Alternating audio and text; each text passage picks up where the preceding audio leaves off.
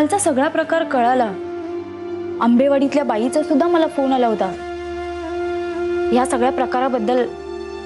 आणि कांता काकूंचा तर आवाज माहितीच आहे, पण त्यांचा नवरा पण आता इतका बोलतो, बाप रे।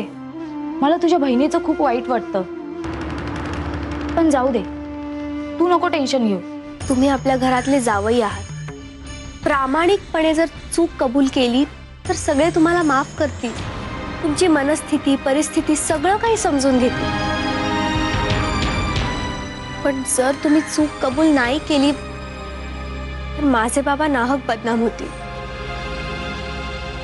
आणि तुम्ही जर सगळ्यांना खरं सांगितलं ना तर तुमच्याबद्दलचा रिस्पेक्ट कितीतरी पटीने वाढेल। हो मी चोर आहे वृंदा, मी चोरी केली वृंदा, मला माफ कर।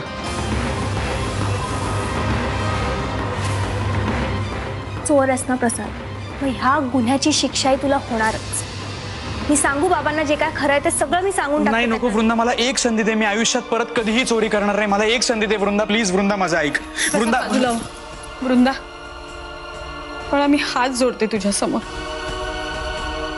पण ही गोष्ट ना घरातच राहू दे। चार लोकांना कळलं ना तर सगळ्यांचीच बेअब्रू होईल। मी तुला विचारलं होतं, तू तिजोरीला हात लावलायस का, तर तू नाही म्हणालास की नाही? अगं अरे काय बोलतीयस तू आई? हे मी दुकानातून ही चॉकलेट्स वृंदासाठी आणली चोरून, तेच आम्ही बोलतोय मागासपासून। मी तिजोरीला कशाला हात लावीन? पण तू मगाशी तुझ्या बाबांना फोनवर म्हणालीस की नाही की तुला खरा चोर कोण आहे ते कळलंय आणि तू लवकरच त्याचा चेहरा जगासमोर उघड करणार आहेस, म्हणालीस की नाही?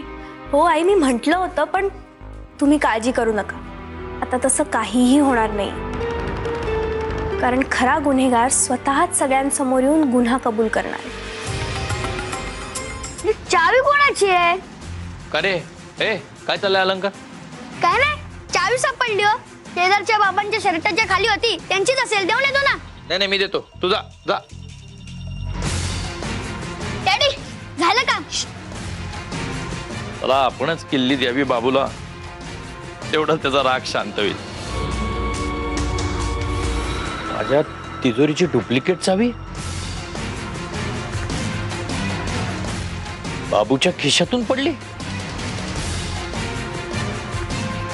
हे बाब्यानेच दागिने चोरायचा प्रयत्न केला होता। आई, बाबा ना काहीतरी असं विचित्रच बोलत होते अगं। म्हणजे ना, बाबूराव काका चोर आहेत, मी इथेच थांबणारे, त्यांच्या तोंडावर पुरावे मारणारे।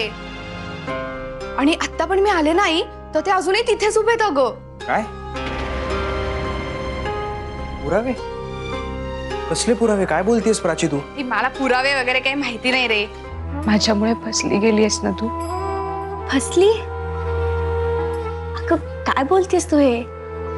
मीच प्रसादशी लग्न करायला तुला भाग पाडलं, माझ्यामुळे तुझं आयुष्य खराब झालंय, तुला एवढा त्रास सहन करावा लागतो, माझ्यामुळे तुझ्या आयुष्याची राख रांगोळी झाली। अगं काय काहीतरी बोलतेस ताई, आणि कसली आली राख रांगोळी वगैरे? असं काही नाहीये। हे सगळं तू माझं मन राखण्यासाठी बोलतेस। वृंदा,